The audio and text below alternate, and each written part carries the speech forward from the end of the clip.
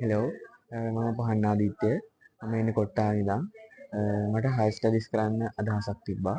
ඇත්තට මේක තාත්තා දැනගෙන හිටියා. ඊට පස්සේ ආ Facebook එක හරහා රිසර්ච් එකක් කරලා බලනකොට හම්බ වෙනවා ස්ටඩි ඇඩ්වයිසර් කියන මේක. එතකොට ඒකෙන් තාත්තා මිස්ටර් ධනුෂ්කව කන්ටැක්ට් කරගන්නවා. ඊට පස්සේ මම එනවා ස්ටඩි ඇඩ්වයිස් එකට. ඊට පස්සේ මට සතියකමාරක් කාලයක් ඇතුළත මිස්ටර් ධනුෂ්ක මට වීසා එක අරන් දෙනවා. ඉතින් මම මිස්ටර් ධනුෂ්කටත් ස්ටඩි ඇඩ්වයිසර් එකටත් මම හදවතින් ස්තුතිවන්ත වෙනවා. ඔයාලටත් උසස් අධ්‍යාපනයට පිටරට යන්න බලාගෙන ඉන්නවා නම් මම highly recommend කරනවා ස්ටඩි ඇඩ්වයිසර් ආයතනය. මගේ නම තනුජා දමයන්ති. මම ඉන්නේ කොට්ටාවේ ඉඳලා.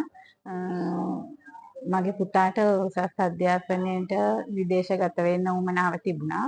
ඉතින් ඒ ගැන හොයලා බලනකොට පුතාගේ තාත්තටයි මටයි දෙන්නටම මේ ස්ටඩි ඇඩ්වයිස් ආයතනයේ පේජ් එක හම්බුණා. ඉතින් අපි ඒකේ නම්බර් එකට කතා කරාම මිස්ටර් ධනුෂ්ක තමයි අපිට කතා කරේ.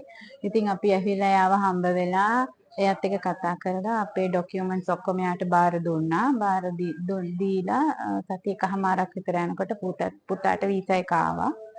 ඉතින් ගොඩක් ස්තුතිවන්ත වෙනවා මේ වැඩ ටික ඒ විදිහටම මට කරලා දුන්නාට. ඇත්තටම හීනයක් හැබෑ වුණා වගේ.